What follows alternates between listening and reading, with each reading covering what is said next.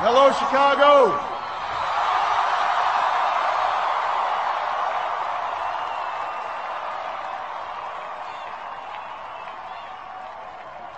If there is anyone out there who still doubts that America is a place where all things are possible, who still wonders if the dream of our founders is alive in our time, who still questions the power of our democracy, tonight is your answer.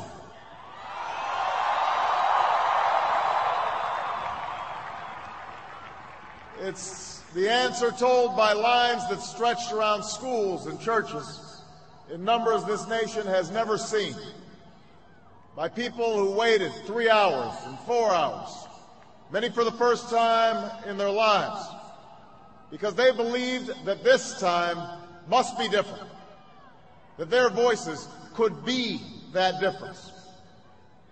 It's the answer spoken by young and old, rich and poor, Democrat and Republican, black, white, Hispanic, Asian, Native American, gay, straight, disabled and not disabled, Americans who sent a message to the world that we have never been just a collection of individuals or a collection of red states and blue states. We are and always will be the United States of America.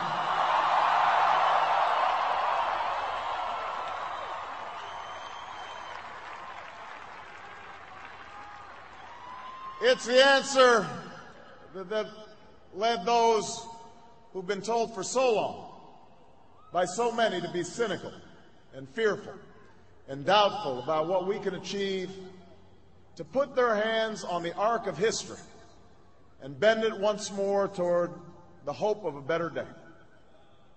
It's been a long time coming, but tonight, because of what we did on this day, in this election, at this defining moment, change has come to America.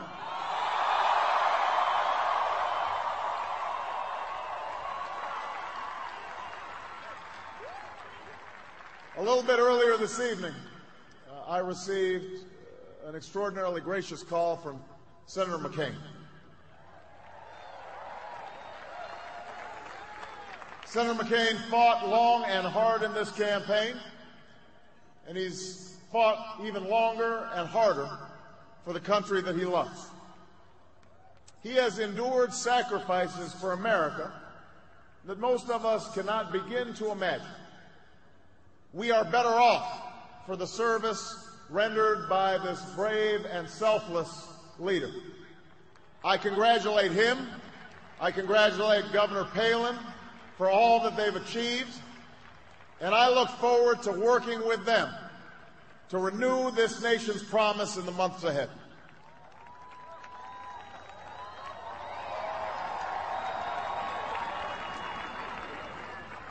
I want to thank my partner in this journey, a man who campaigned from his heart and spoke for the men and women he grew up with on the streets of Scranton and rode with on the train home to Delaware, the Vice President-elect of the United States, Joe Biden.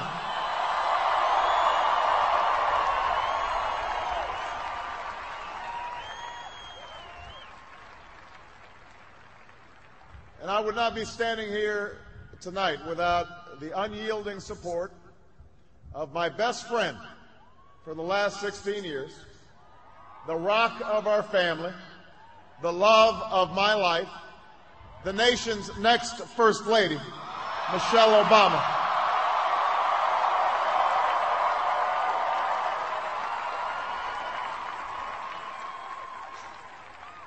Sasha and Malia, I love you both more than you can imagine, and you have earned the new puppy that's coming with us to the White House.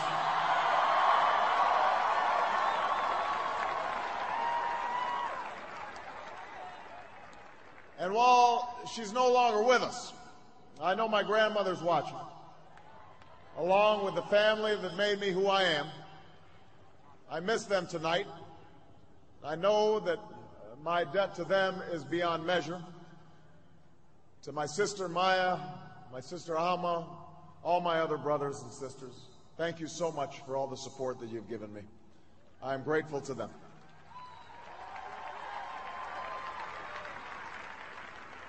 To my campaign manager, David Plouffe,